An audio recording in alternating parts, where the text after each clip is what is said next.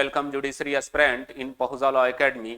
आज एक बार फिर अपने सुप्रीम कोर्ट के जजमेंट के सीरीज को आगे बढ़ाते हुए एक और केस को हम लोग डिस्कशन करेंगे जो संविधान के अनुच्छेद 300 ए पर आधारित है।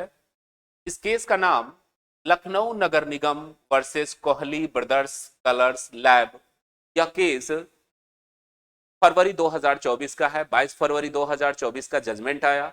इस केस में माननीय सुप्रीम कोर्ट ने यह अब निर्धारित किया संविधान का अनुच्छेद 300 ए जो 44वें संविधान संशोधन 1978 के द्वारा संशोधन करके जोड़ा गया। जैसा कि आप जानते हो कि पहले यह एक मूल अधिकार था जो अनुच्छेद 31 से इसका प्रावधान किया गया था।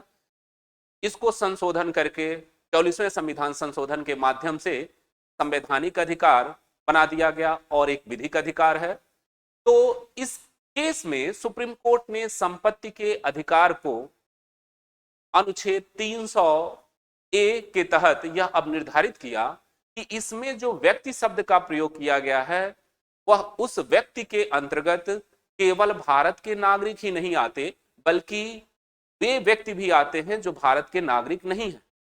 और संपत्ति का एक बृहद कंसेप्ट कहा। इस संपत्ति के अंतर्गत मूर्त और अमूर्त दोनों प्रकार की संपत्तियां आती हैं और इसके साथ ही साथ वो सारे अधिकार और इंटरेस्ट जो किसी संपत्ति में एक व्यक्ति धारण करता है वह सारे राइट और इंटरेस्ट उस संपत्ति के अंतर्गत अनुच्छेद 300 ए के तहत दिया गया है। इसमें सुप्रीम कोर्ट ने यह अब निर्धारित किया कि भले ही अब संपत्ति का अधिकार मूल अधिकार नहीं है, एक संवैधानिक अधिकार है, लेकिन एक लोक कल्याणकारी राज्य के होने के नाते राज्य मनमाने तरीके से बिना किसी युक्त कारण के विधिक प्रक्रिया को अपनाने के सिवाय किसी व्यक्ति जो विदेशी है या भारत का नागरिक है उसकी प्रॉपर्टी चाहे वो मूर्त हो या अमूर्त हो भारत में है तो उस पर हस्तक्षेप नहीं कर सकती, उसको उस स्वामित्व से बेदखल नहीं कर सकती।